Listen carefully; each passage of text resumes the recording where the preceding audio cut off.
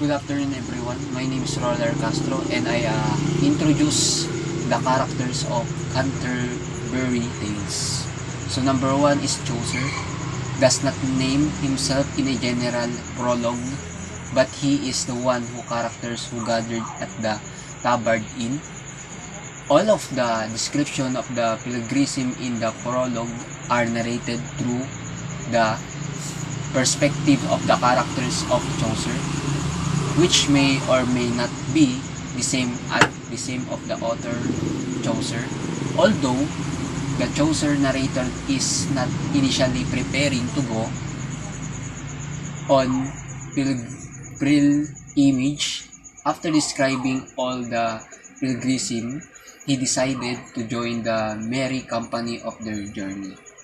So number 2, the knight. The knight is a nobleman who fights for the truth and for Christ rather than for his own glory or wealth. He was traveled throughout many heathens land virtuously. The knight is one of the few characters whom Chaucer praises full-heartedly. He is a genuine. Number 3 is the squire.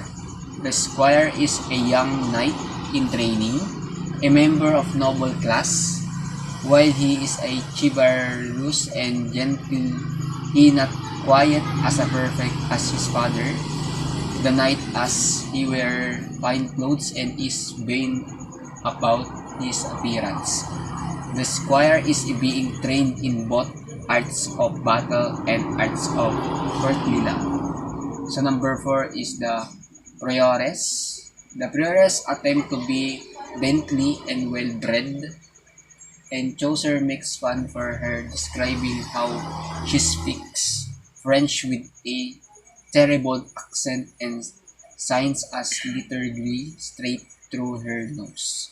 Although the prioress should be devoted to Christ, she is more concerned with worldly matters. Her clothes are richly bedecked, and her choral rosary that says love conquers all serve as a decorative piece rather than a religious article. So number 5 is the monk.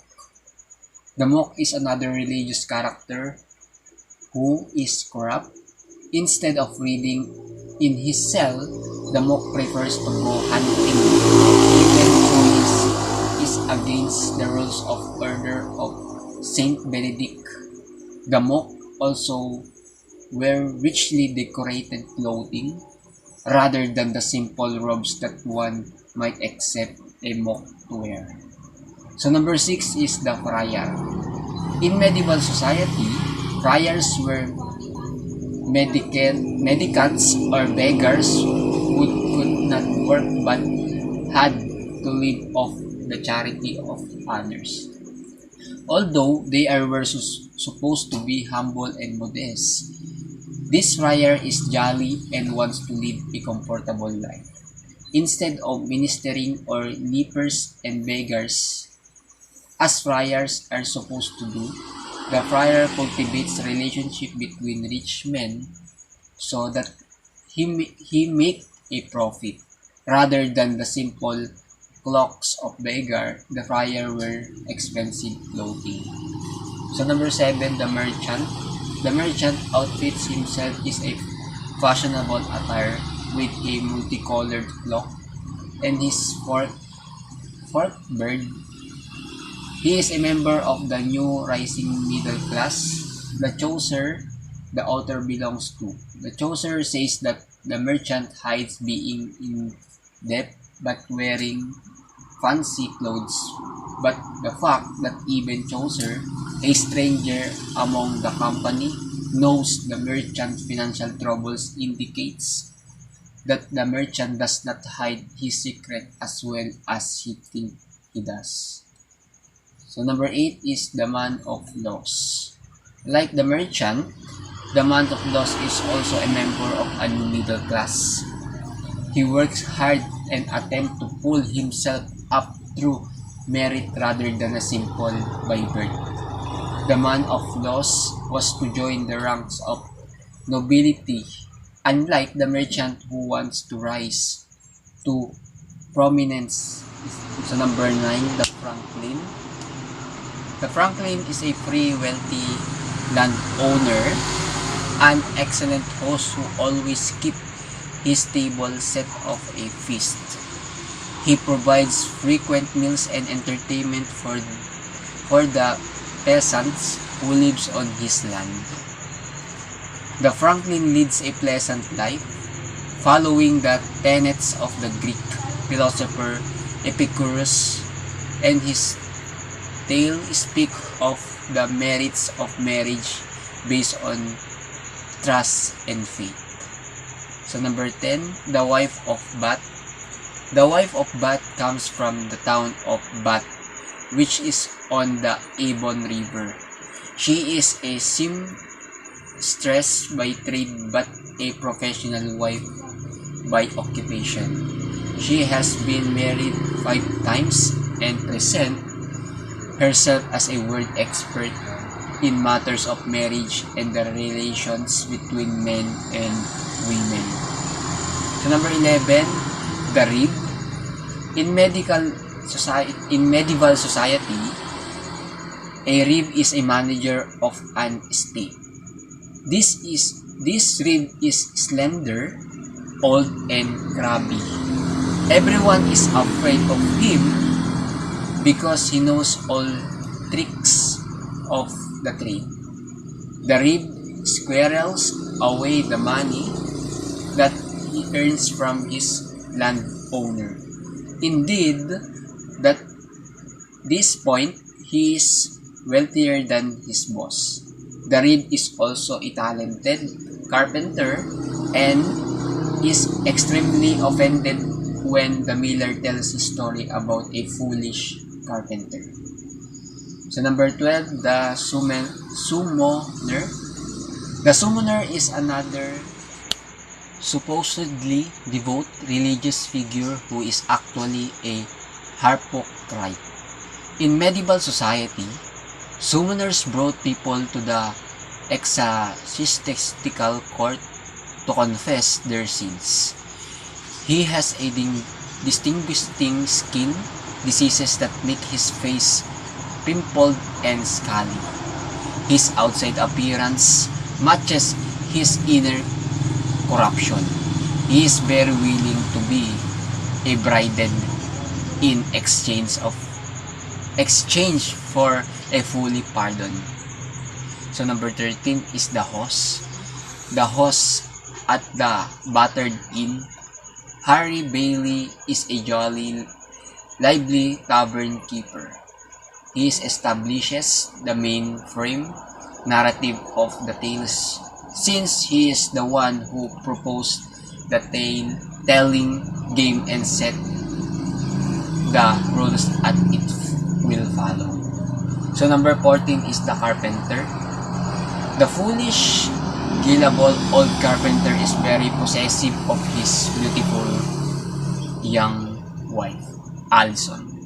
The carpenter criticizes Nicholas, a scholar, for looking into goddess privity with all of his astrology studies.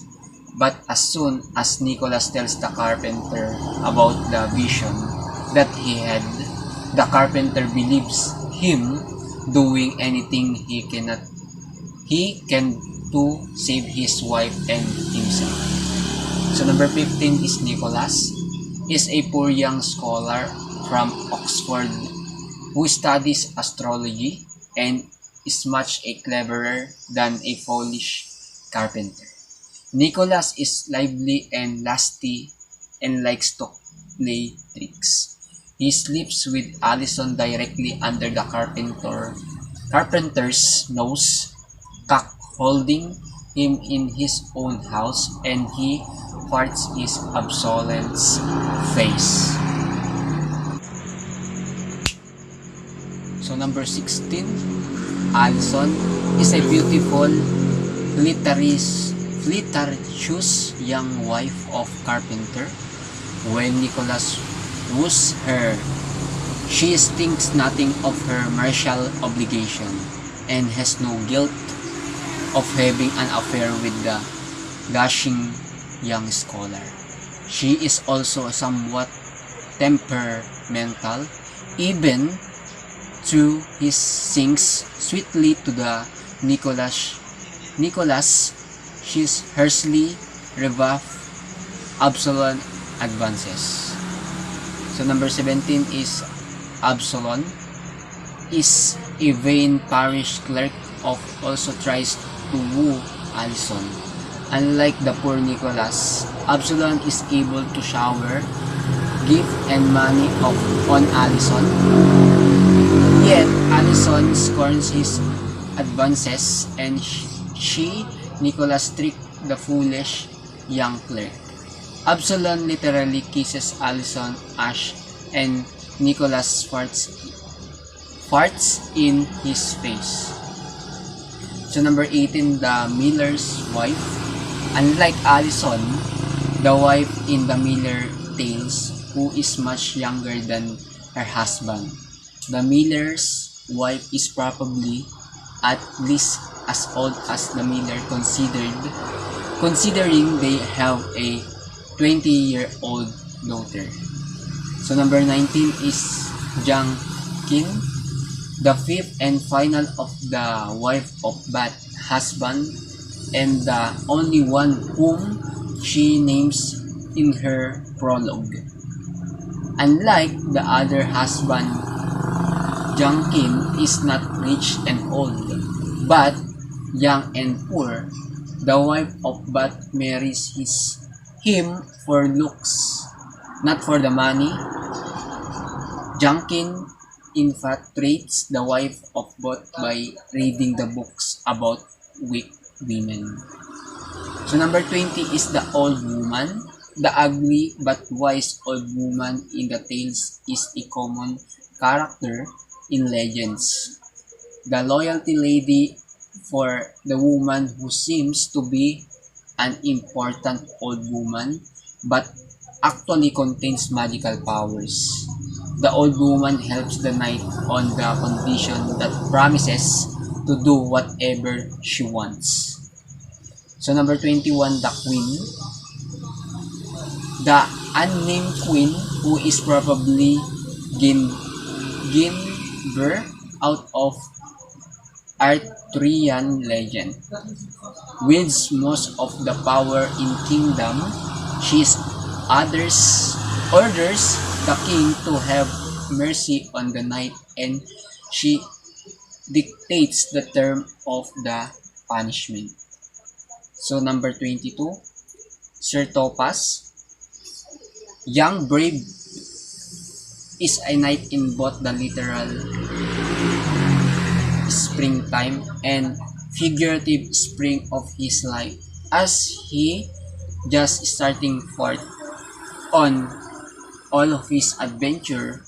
Although she is fully of the lust and zest of the conquest in both love and battle. With his sweet tooth and his fashionable attire, Sir Thomas resembles the squire. So number 23, Chon Tickler, the cock of the widow's prize of possession, is the lord of the vineyard. He has the 7 hen wives and his plumage is described as though it were made of jewels. Although Chan Tickler is a rooster, he is a well-educated and make lots of literary allusion. Even he doesn't know what all of them mean.